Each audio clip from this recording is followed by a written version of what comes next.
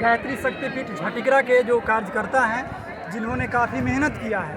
तो हम जानना चाहेंगे भाई साहब से, अपना परिचय दें अपना नाम के साथ और बताएं यहाँ की तैयारियाँ कैसी हुई और ये जो आज कार्यक्रम की जो विशेषताएं हैं उसके बारे में कुछ बताएं। जी भाई साहब, बहुत बहुत प्रणाम आप सबको। और ये कार्यक्रम 108 केंद्रीय गायत्री महायज्ञ झटिकरा शक्तिपीठ में जो हो रहा है ना, 10 से 13 नवंबर के बीच में हो रहा है कार्यक्रम। आप सब लोग देख सकते हैं, बहुत ही सैकड़ों लोगों ने इसमें अपना योगदान दिया है। भव्य कार्यक्रम हो रहा है और यज्ञ के अलावा इसमें बहुत बड़ा साहित्य स्टॉल भी है, जिसमें परम पूज्य गुरुजी ने जो 3200 से ज़्यादा पुस्तकें लिखी हैं, करीब 1000 पुस्तकें साहित्य स्टॉल में हैं।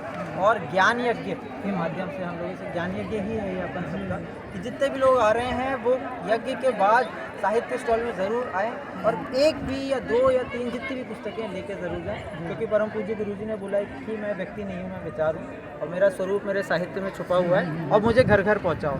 ये एक ऐसी अपॉर्चुनिटी रहती है जहाँ पे परम पूज्य गुरुजी, परम वंदनीय माता जी हम लोग को एक ऐसी अपॉर्चुनिटी देते हैं कि हम लोग घर घर में ना जाएँ, लोग सब घरों से लोग आ रहे हैं, है ना। ये बहुत ही विलक्षण क्षण होते हैं और गायत्री परिवार में इस समय ऐसे बहुत से आयोजन हो रहे हैं। तो मेरा सभी जितने भी गायत्री परिवार के युवा परिजन हैं, मतलब एज से नहीं मन से, जैसा आदरणीय चंद्र भैया ने बोला था इस साल के शुरू में, वो सब ऐसे आयोजनों में हिस्सा लें और अपनी व्यस्तता को एक तरफ करके इसमें पूरा समयदान दें। मैं भी अब एक प्रोफेशनल हूँ, IT कंज्यूमर इंटरनेट में काम करता हूँ एक कंपनी में नोएडा में, लेकिन हम और ऐसे ही भैया भी हैं, हम सब लोग, लेकिन हम सब लोग को, और ये गुरु कार्य नहीं, हम लोग कोई भी हम लोग इसे कार्य नहीं मान रहे हैं, ये कार्य है ही नहीं, ये सौभाग्य है। ये तो वो है ना कि परम पूज्य गुरु जी ने बोला था कि युग निर्माण होकर रहेगा, तुम नहीं करोगे तो मैं कंकड़ पत्थर से करवा लूँगा। तो आज आपको मुझको हमारा ये परम सौभाग्य है कि ऐसे विलक्षण क्षणों में परम पूज्य गुरु जी ने हम सबको निमित्त बनने का मौका दिया। आपने मौका की बात की तो हम ये जानना चाहेंगे कि आज वर्तमान समय में युवा पीढ़ी को सही रास्ते पर लाना एक बहुत बड़ी चुनौती है। गायत्री परिवार इसमें काफ़ी योगदान भी दे रहा है, तो इस कार्यक्रम से जो विशेष रूप से आया हो रहा है, इससे क्या प्रभाव पड़ेगा, आप इसके बारे में कुछ बताइए।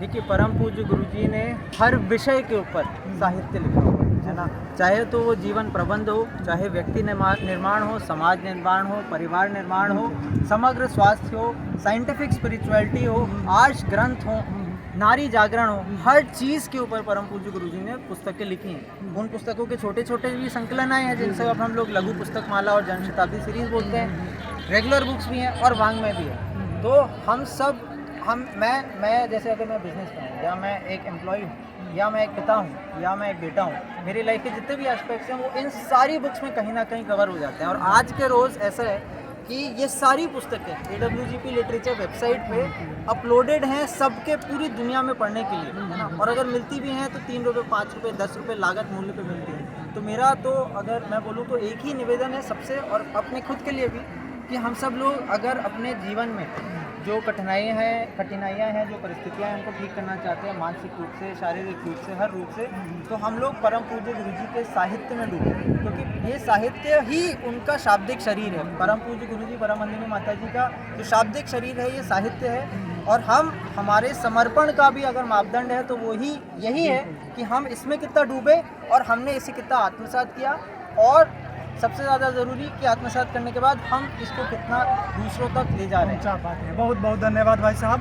परम पूज्य गुरुदेव का जो मूल उद्देश्य रहा है युग निर्माण योजना और विचार क्रांति अभियान, उसका मूल उद्देश्य लोगों की भावनाओं को बदलना, लोगों के चरित्र का उत्थान करना। साहित्य में उन्होंने बहुत कुछ भर दिया है। और ये कार्यक्रम, जिस कार्यक्रम के बारे में भाई साहब ने चर्चा की, इस कार्यक्रम के माध्यम से अनेकों ऐसे युवा जो पहली बार आए होंगे, उन लोगों को पता चलेगा कि गायत्री परिवार क्या है और चरित्र उत्थान कैसे होगा। साहित्य का उन लोगों को परिचय मिलेगा और निश्चित रूप से आने वाले समय में युवाओं पर इसका काफ़ी प्रभाव पड़ेगा, ऐसा बिल्कुल विश्वास किया जाना चाहिए। भाई साहब को बहुत बहुत धन्यवाद। युवा प्रकोष्ठ, गाजियाबाद।